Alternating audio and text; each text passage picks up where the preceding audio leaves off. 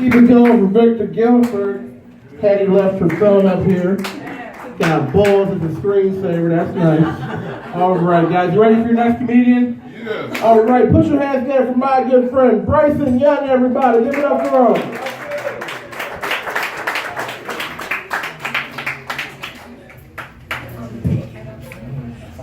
We executed the black handshake very well. How y'all doing? Everybody good? Good to see you. Good to see you. Give it up for your host.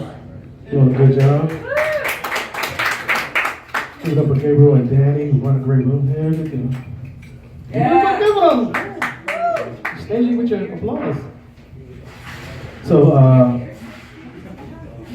one of the strange things about having to talk about Nazis again is the fact that people talk about them like it's okay to associate with Nazis now, right? So we heard Donald Trump say, I know there was Nazis in Charlottesville, but there were also very fine people. Like, that's not how that works. You're not at a dinner party and someone asks the host, they're like, hey Barb, who's the new guy? Oh, that's Hans. He's a Nazi. It's weird. Like, if your reaction to finding out your friend is a Nazi isn't disgust, you're a fucking Nazi too. That's how it works. But Nazis are my least favorite type of racist, though. My least favorite type of racist. That sounds weird. Least favorite. My least favorite type of racist is the liberal white racist. They're always like real stealthy with the racism, like SEAL Team 6 with the racism. It comes out of nowhere. Like, you're at a wedding, just talking to some new people you met, and out of nowhere a drunk white guy's like, thug life! And he looks at me and he's like, you know what I'm talking about, right?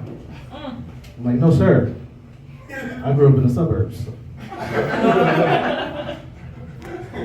If you don't think that's racist, imagine like there's a white guy and he's talking to an Asian man.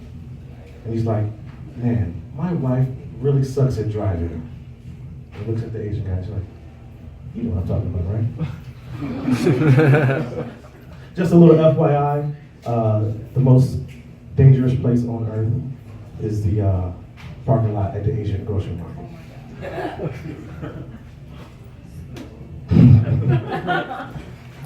Listen, I'm proud to say that I'm not racist.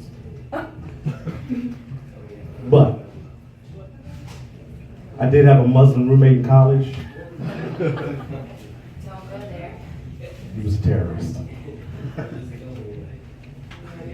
It started off normal, right? He was an old kid, he loved hip hop. He sagged his pants a little bit. He was in a P. Diddy. I went to college in the early 2000s. He was in a P. Diddy. But everything changed when he went home for that first break to Saudi Arabia. And that's where he got radicalized. So when he came back, he was different. He was praying 5 times a day. He was real traditional, stopped drinking. And that's when the terrorism started. I'm not going for it. Listen, he made me watch Bollywood movies in the dorm room all the time. If you don't know what Bollywood is, that's the Indian version of Hollywood. All the movies are like super long. They're all musicals. In a foreign language. They're all like shitty versions of American movies. So I watched like a 3-hour-long musical version of Rush Hour.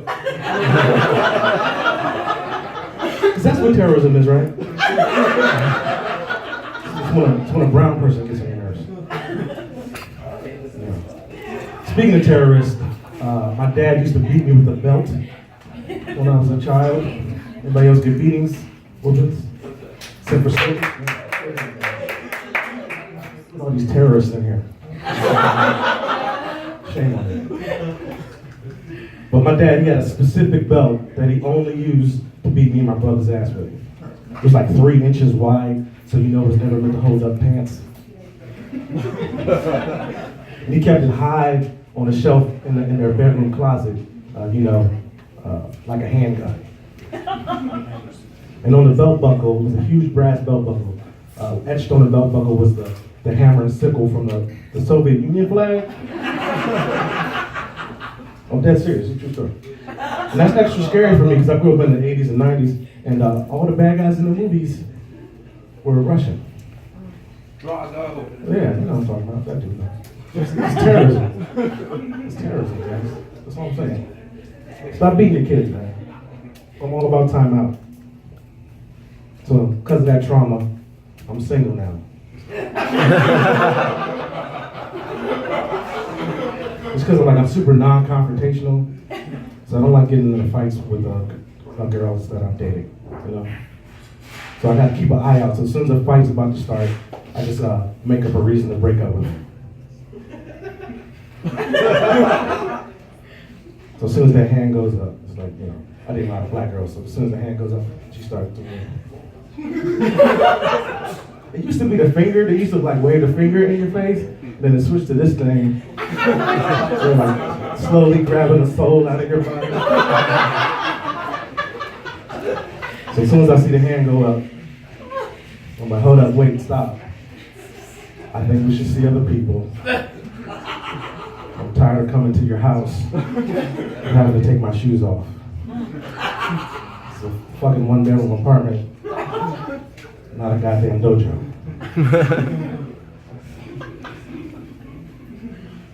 I'm also single because I'm picky for no reason. You know what I mean? I was dating this girl once and I had to break up with her because I couldn't trust her. Right? She didn't cheat on me or lie or anything. She just watched too many old white sitcoms. I didn't know what team she played for. So I went over one time and she was watching Friends. You know, they sprinkled a little black people in their Friends, but it wasn't so good. Right. Speaking of Friends, you guys know which black show Friends is a ripoff of? No, nobody? Different world. Living single? Living single. There you go. The black person said that. Living single. We are living single.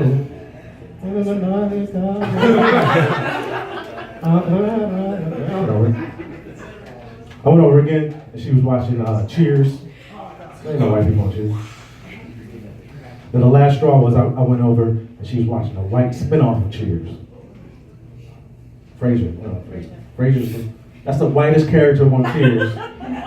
His show was in Seattle, you know. He lived there with his dog and his brother, his dad. You know, I love Frasier. Frasier was such a good show. All right, I'll talk to y'all later.